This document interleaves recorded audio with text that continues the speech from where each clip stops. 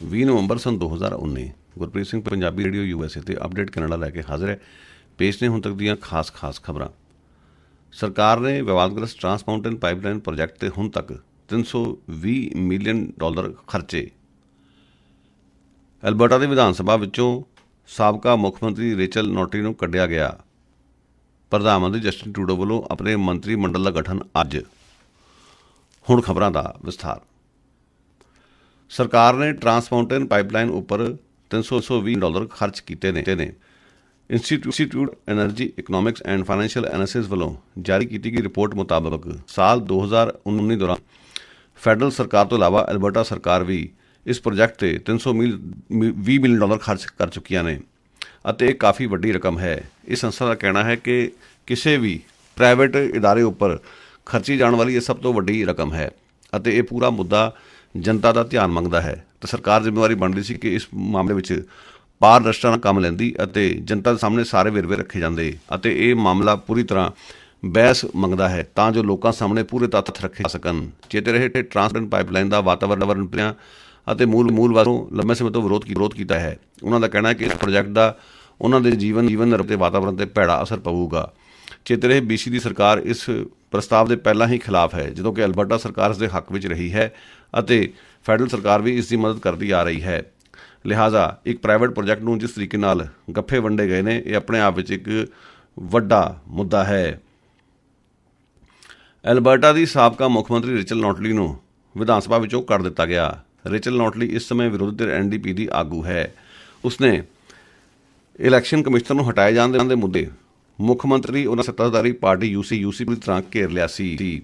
ਚੇਤੇ ਰਹੇ ਐਲਬਰਟਾ ਦੀ ਸਰਕਾਰ ਸੂਬੇ ਦੇ ਇਲੈਕਸ਼ਨ ਕਮਿਸ਼ਨਰ ਨੂੰ ਹਟਾਉਣ ਜਾ ਰਹੀ। ਇਲੈਕਸ਼ਨ ਕਮਿਸ਼ਨਰ ਵੱਲੋਂ ਸੂਬੇ ਦੇ ਮੁੱਖ ਮੰਤਰੀ ਜੇਸਨ ਕੈਨੇਡੀ ਦੀ ਲੀਡਰਸ਼ਿਪ ਦੌੜ ਦੌਰਾਨ ਹੋਈਆਂ ਕੁਤਾਹੀਆਂ ਦੀ ਜਾਂਚ ਕੀਤੀ ਜਾ ਰਹੀ ਹੈ ਅਤੇ ਇਲੈਕਸ਼ਨ ਕਮਿਸ਼ਨਰ ਨੇ ਘੱਟੋ ਘੱਟ 15 ਵਿਅਕਤੀਆਂ ਨੂੰ ਵੱਡੇ ਜੁਰਮਾਨੇ ਲਾਏ ਨੇ। ਇਹਨਾਂ ਉੱਪਰ ਦੋਸ਼ ਲੱਗ ਰਹੇ ਨੇ ਕਿ ਉਹਨਾਂ ਨੇ ਚੋਣ ਨਿਯਮਾਂ ਦੀ ਉਲੰਘਣਾ ਕੀਤੀ ਸੀ ਅਤੇ ਕੁਤਾਹੀ ਕੀਤੀ ਸੀ ਅਤੇ ਇਸ ਪੂਰੇ ਮਾਮਲੇ ਦੇ ਵਿੱਚ ਹੁਣ ਐਲਬਰਟਾ ਦੇ ਸੂਬਾਈ ਇਲੈਕਸ਼ਨ ਕਮਿਸ਼ਨਰ ਨੂੰ ਹਟਾਉਣ ਦੀਆਂ ਤਿਆਰੀਆਂ ਕੀਤੀਆਂ ਜਾ ਰਹੀਆਂ ਨੇ। ਰੇਚਲ ਨੋਟਲੀ ਦਾ ਕਹਿਣਾ ਹੈ ਕਿ ਇਸ ਸੰਬੰਧ ਵਿੱਚ ਸਰਕਾਰ ਵੱਲੋਂ ਅਜਿਹਾ ਬਿੱਲ ਲਿਆਇਆ ਜਾ ਰਿਹਾ ਹੈ ਜਿਹੜਾ ਕਿ ਇਲੈਕਸ਼ਨ ਕਮਿਸ਼ਨਰ ਦਾ ਭੋਗ ਹੀ ਪਾ ਦੇਗਾ।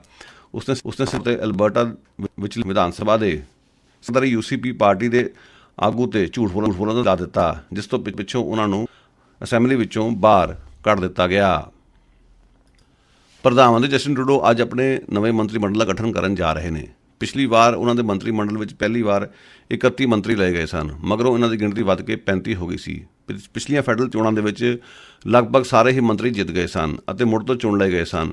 ਸਿਰਫ ਰੈਲਫ ਗੁਡੇਲ ਤੇ ਅਮਰਜੀਤ ਸੋਹੀ ਹਾਰ ਗਏ ਸਨ ਅਤੇ ਨਵੇਂ ਮੰਤਰੀ ਮੰਡਲ ਨੂੰ ਬਣਾਉਣ ਸਮੇਂ ਜਸਟਿਨ ਟਰੂਡੋ ਨੂੰ ਅਨੇਕਾਂ ਕਿਸਮ ਦਾ ਸਾਹਮਣਾ ਕਰਨਾ ਪੈ ਰਿਹਾ ਹੈ। ਇੱਕ ਅਨੁਮਾਨ ਲਾਇਆ ਜਾ ਰਿਹਾ ਕਿ ਸ਼ਾਇਦ ਇਸ ਵਾਰ ਮੰਤਰੀ ਮੰਡਲ ਪਿਛਲੇ ਸਮੇਂ ਨਾਲੋਂ ਕਿਤੇ ਵੱਡਾ ਹੋਵੇਗਾ। ਵੱਧ ਤੋਂ ਵੱਧ ਲੋਕਾਂ ਨੂੰ ਅਕੋਮੋਡੇਟ ਕਰਨ ਦੀ ਕੋਸ਼ਿਸ਼ ਕੀਤੀ ਜਾਵੇਗੀ। ਦੱਸਿਆ ਜਾਂਦਾ ਹੈ ਕਿ ਕੁਬੈਕ ਤੋਂ ਮੈਂਬਰ ਪਾਰਲੀਮੈਂਟ ਫ੍ਰੈਂਕੋਇਸ ਫਿਲਿਪ ਸ਼ੈਂਪੇਨ ਦੇਸ਼ ਦੇ ਨਵੇਂ ਵਿਦੇਸ਼ ਮੰਤਰੀ ਹੋਣਗੇ। ਇਸ ਤੋਂ ਇਲਾਵਾ ਜਸਟਿਨ ਚਾਹੁੰਦੇ ਨੇ ਕਿ ਔਰਤਾਂ ਨੂੰ ਵੱਧ ਬਰਾਬਰਤਾ ਦੇਣ ਦੀ ਕੋਸ਼ਿਸ਼ ਕੀਤੀ ਜਾਵੇ ਅਤੇ ਸਿਰਫ ਔਰਤਾਂ ਨੂੰ ਕੈਬਨਿਟ ਵਿੱਚ ਵੱਧ ਤੋਂ ਵੱਧ ਥਾਂ ਦੇਣ ਦੀ ਕੋਸ਼ਿਸ਼ ਕੀਤੀ ਜਾਵੇਗੀ। ਸਗੋਂ ਪੱਛਮੀ ਸੂਬਿਆਂ ਦੇ ਪ੍ਰਤੀਨਿਧ ਸਾਂਸਦਾਂ ਨੂੰ ਵੀ ਇਸ ਵਿੱਚ ਥਾਂ ਦੇਣ ਦੀਆਂ ਕੋਸ਼ਿਸ਼ਾਂ ਕੀਤੀਆਂ ਜਾਣਗੀਆਂ। ਹਾਲਾਂਕਿ ਪੱਛਮੀ ਸੂਬਿਆਂ ਦੇ ਵਿੱਚ ਲਿਬਰਲ ਪਾਰਟੀ ਨੇ ਬਹੁਤੀ ਜਿੱਤ ਹਾਸਿਲ ਨਹੀਂ ਸੀ ਕੀਤੀ, ਪਰੰਤੂ ਹੋ ਸਕਦਾ ਹੈ ਕਿ ਇਹਨਾਂ ਸੂਬਿਆਂ ਤੋਂ ਕੁਝ ਲੋਕਾਂ ਨੂੰ ਮੰਤਰੀ ਮੰਡਲ ਵਿੱਚ ਨਾਮਜ਼ਦ ਕੀਤਾ ਜਾਵੇ। ਚੇਤੇ ਰਹੇ ਇਹਨਾਂ ਸੂਬਿਆਂ ਦੇ ਵਿੱਚ ਇਸ ਸਮੇਂ ਉਹਦੀਆਂ ਸੁਰਾਂ ਤਿੱਖੀਆਂ ਹੁੰਦੀਆਂ ਨੇ। ਖਾਸ ਤੌਰ 'ਤੇ ਸੱਜੇ ਪੱਖੀ ਟੋਰੀ ਪਾਰਟੀ ਦੀ ਹਾਰ 'ਚੋਂ ਇਹ ਸੁਰਾਂ ਹੋਰ ਵੀ ਤਿੱਖੀਆਂ ਹੋ ਗਈਆਂ ਨੇ ਅਤੇ ਗੱਲ ਨੂੰ ਸ਼ਾਂਤ ਕਰਨ ਲਈ ਜਸਟਿਨ ਟਰੂਡੋ ਸਾਹਮਣੇ ਇਹ ਸਮੱਸਿਆ ਹੈ ਕਿ ਉਹ ਇਹਨਾਂ ਸੂਬਿਆਂ ਤੋਂ ਵੱਧ ਲੋਕਾਂ ਨੂੰ ਮੰਤਰੀ ਮੰਡਲ ਵਿੱਚ ਸ਼ਾਮਲ ਕਰਨ। ਸੱਜੇ ਪੱਖੀ ਟੋਰੀ ਪਾਰਟੀ ਦੇ ਇੱਕ ਆਗੂ ਪੀਟਰ ਮੈਕੇ ਨੇ ਲੀਡਰਸ਼ਿਪ ਦੌੜ ਜਿੱਤਣ ਤੋਂ ਇਨਕਾਰ ਕਰ ਦਿੱਤਾ ਹੈ। ਚੇਤੇ ਰਹੇ ਫੈਡਰਲ ਚੋਣ ਤੋਂ ਪਿੱਛੋਂ ਟੋਰੀ ਪਾਰਟੀ ਦੇ ਨੇਤਾ ਐਂਡਰੂ ਸ਼ੀਅਰ ਤੇ ਅੰਦਰੂਨੀ ਤੇ ਬਾਹਰੀ ਤੌਰ 'ਤੇ ਲੀਡਰਸ਼ਿਪ ਤੋਂ ਅਸਤੀਫਾ ਦੇਣ ਲਈ ਦਬਾਅ ਲਗਾਤਾਰ ਵੱਧ ਰਿਹਾ ਹੈ ਅਤੇ ਅਜੇ ਐਂਡਰੂ ਸ਼ੀਅਰ ਨੂੰ ਕੱਲ੍ਹ ਤੱਕ ਰਾਹਤ ਮਿਲ ਗਈ ਹੈ ਅਤੇ ਇਸ ਗੱਲ ਦੀ ਕੋਈ ਸੰਭਾਵਨਾ ਨਹੀਂ ਹੈ। ਪਰ ਵੀ ਸਿਆਸੀ ਹਲਕਿਆਂ ਵਿੱਚ ਚਰਚਾ ਹੈ ਕਿ ਸ਼ਾਇਦ ਉਹਨਾਂ ਨੂੰ ਅਖੀਰ ਜਾ ਕੇ ਲੀਡਰਸ਼ਿਪ ਵਿੱਚ ਛੱਡਣੀ ਪਵੇ। ਇਸ ਦੇ ਮੱਦੇਨਜ਼ਰ ਐਬਾਕਸ ਏਜੰਸੀ ਵੱਲੋਂ ਕਰਵਾਏ ਗਏ ਸਰਵੇਖਣ ਮੁਤਾਬਕ ਇਸ ਸਮੇਂ ਟੋਰੀ ਹਲਕਿਆਂ ਵਿੱਚ ਪੀਟਰ ਮੈਕੇ ਦੀ ਚੜ੍ਹਾਈ ਹੈ। ਲੋਕਾਂ ਤੋਂ ਪੁੱਛਿਆ ਗਿਆ ਸੀ ਕਿ ਜੇ ਐਂਡਰੂ ਸ਼ੀਅਰ ਲੀਡਰਸ਼ਿਪ ਛੱਡ ਦੇਣ ਤਾਂ ਅਗਲੀ ਵਾਰ ਕਿਸ ਆਗੂ ਨੂੰ ਤਰਜੀਹ ਦੇਣਗੇ, ਤਾਂ ਸਭ ਤੋਂ ਉੱਪਰ ਪੀਟਰ ਮੈਕੇ ਦਾ ਨਾਂ ਸੀ। ਪਰੰਤੂ ਪੀਟਰ ਮੈਕੇ ਨੇ ਸਪਸ਼ਟ ਸ਼ਬਦਾਂ ਵਿੱਚ ਕਹਿ ਦਿੱਤਾ ਹੈ ਕਿ ਫਿਲਹਾਲ ਉਹਨਾਂ ਦਾ ਲੀਡਰਸ਼ਿਪ ਦੌੜ ਨਿੱਤਰਨ ਦਾ ਕੋਈ ਇਰਾਦਾ ਨਹੀਂ ਹੈ।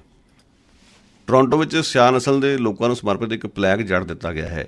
ਇਹ ਉਹਨਾਂ ਲੋਕਾਂ ਨੂੰ ਸਮਰਪਿਤ ਹੈ ਜਿਹੜੇ ਕਿਸੇ ਵੇਲੇ ਅਮਰੀਕਾ ਵਿੱਚ ਗੁਲਾਮੀ ਪ੍ਰਥਾ ਦਾ ਸ਼ਿਕਾਰ ਸਨ ਅਤੇ ਉਹਨਾਂ ਤੋਂ ਗੁਲਾਮਾਂ ਵਾਂਗ ਕੰਮ ਲਿਆ ਜਾਂਦਾ ਸੀ ਅਤੇ ਉਹ ਗੁਲਾਮੀ ਦਾ ਜੂਲਾ ਸੁੱਟ ਕੇ ਭੱਜ ਕੇ ਕੈਨੇਡਾ ਆ ਗਏ ਸਨ ਅਤੇ ਕੈਨੇਡਾ ਵਿੱਚ ਆ ਕੇ ਉਹਨਾਂ ਨੇ ਨਵੇਂ ਸਿਰੋਂ ਜ਼ਿੰਦਗੀ ਸ਼ੁਰੂ ਕੀਤੀ ਸੀ ਅਤੇ ਇੱਥੇ ਵੀ ਨਸਲਵਾਦ ਦਾ ਸਾਹਮਣਾ ਕੀਤਾ ਸੀ। ਅਜਿਹੇ ਲੋਕਾਂ ਨੂੰ ਸਮਰਪਿਤ ਇੱਕ ਪਲੈਕ ਟੋਰਾਂਟੋ ਵਿਖੇ ਜੜ ਹੈ ਜਿਹੜਾ ਕਿ ਇਸ ਇਤਿਹਾਸ ਨੂੰ ਮਾਨਤਾ ਦਿੰਦਾ ਹੈ। ਓਨਟਾਰੀਓ ਦੇ ਇੱਕ 22 ਸਾਲਾ ਮੁਸਲਮਾਨ ਨੂੰ ਕਰੜੀਆਂ ਸ਼ਰਤਾਂ ਤਹਿਤ ਛੱਡਿਆ ਗਿਆ ਹੈ। ਉਸ ਉੱਪਰ ਦਹਿਸ਼ਤਗਰਦੀ ਦੀਆਂ ਗਤੀਵਿਧੀਆਂ ਵਿੱਚ ਸ਼ਾਮਲ ਹੋਣ ਦੇ ਦੋਸ਼ ਲਾਏ ਜਾ ਰਹੇ ਨੇ।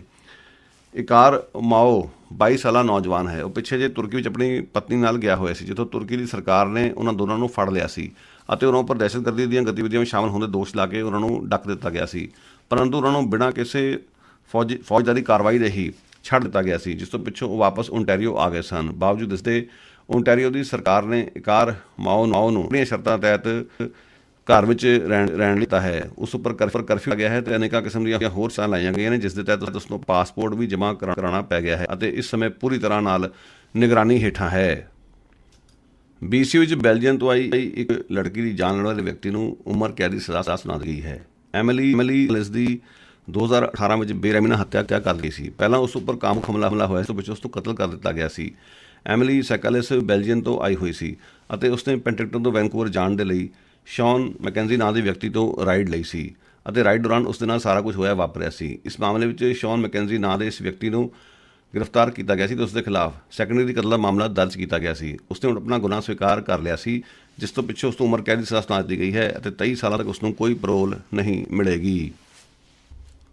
ਘੱਟੋ ਘੱਟ 3 ਦੇਸੀ ਸਟੂਡੈਂਟਾਂ ਨੂੰ ਡੀਪੋਰਟ ਕੀਤਾ ਜਾ ਰਿਹਾ ਹੈ। ਉਹਨਾਂ ਨੂੰ ਜੇਲ੍ਹ ਕਰਕੇ ਅਤੇ ਕੈਨੇਡਾ ਵਿੱਚੋਂ ਕੱਢ ਦਿੱਤਾ ਜਾਵੇਗਾ। ਵਾਪਸ ਉਹਨਾਂ ਦੇ ਵਤਨ ਭਾਰਤ ਭੇਜ ਦਿੱਤਾ ਜਾਵੇਗਾ। ਪਿੱਛੇ ਜੇ ਵਿਦੇਸ਼ੀ ਸਟੂਡੈਂਟਾਂ ਵੱਲੋਂ ਸਰੀ ਇਲਾਕੇ ਵਿੱਚ ਅਨੇਕਾਂ ਕਿਸਮ ਦੀਆਂ ਹਿੰਸਕ ਘਟਨਾਵਾਂ ਕੀਤੀਆਂ ਗਈਆਂ ਸਨ। ਇਹ ਘਟਨਾ ਸਟ੍ਰਾਬੇਰੀ ਹਿੱਲ ਇਲਾਕੇ ਵਿੱਚ ਵਾਪਰੀ ਸੀ, ਜਦੋਂ ਕਿ ਇੱਕ ਘਟਨਾ ਹਾਲ ਵਿੱਚ ਨਿਊਟਨ ਇਲਾਕੇ ਵਿੱਚ ਵਾਪਰੀ ਹੈ। ਇਹਨਾਂ ਘਟਨਾਵਾਂ ਵਿੱਚ ਵਿਦੇਸ਼ੀ ਸਟੂਡੈਂਟਾਂ ਨੂੰ ਮਾਰਕੁੱਟ ਕਰਦਿਆਂ ਵੇਖਿਆ ਜਾ ਸਕਦਾ ਹੈ ਅਤੇ ਇਸ ਸੰਬੰਧੀ ਕੁਝ ਵੀਡੀਓ ਵੀ ਵਾਇਰਲ ਹੋਏ ਸਨ। ਪੂਰੇ ਮਾਮਲੇ ਦੀ ਪੜਤਾਲ ਤੋਂ ਪਿੱਛੋਂ 3 ਸਟੂਡੈਂਟਾਂ ਨੂੰ ਡੀਪੋਰਟ ਕੀਤਾ ਜਾ ਰਿਹਾ ਹੈ ਅਤੇ ਕੁਝ ਹੋਰ ਨੂੰ ਡੀਪੋਰਟ ਕੀਤੇ ਜਾਣ ਦੀ ਸੰਭਾਵਨਾ ਹੈ।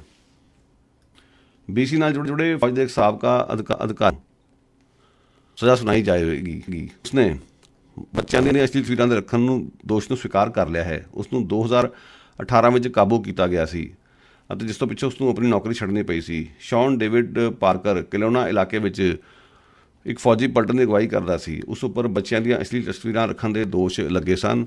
ਹੁਣ ਉਸਨੇ ਆਪਣਾ ਗੁਨਾਹ ਸਵੀਕਾਰ ਕਰ ਲਿਆ ਹੈ। BC ਦੀ ਵਿਧਾਨ ਸਭਾ ਦੇ ਬਾਹਰ ਗੈਰ ਯੂਨੀਅਨ ਕਾਮਿਆਂ ਨੇ ਰੋਸ ਵਿਖਾਵਾ ਕੀਤਾ ਹੈ। ਇਹ ਉਹ ਨੇ ਜਿਹੜੇ ਕੰਸਟਰਕਸ਼ਨ ਇੰਡਸਟਰੀਆਂ ਹੋਏ ਨੇ ਅਤੇ ਕਿਸੇ ਵੀ ਯੂਨੀਅਨ ਦੀ ਪ੍ਰਤੀਨਿਧਤਾ ਨਹੀਂ ਕਰਦੇ।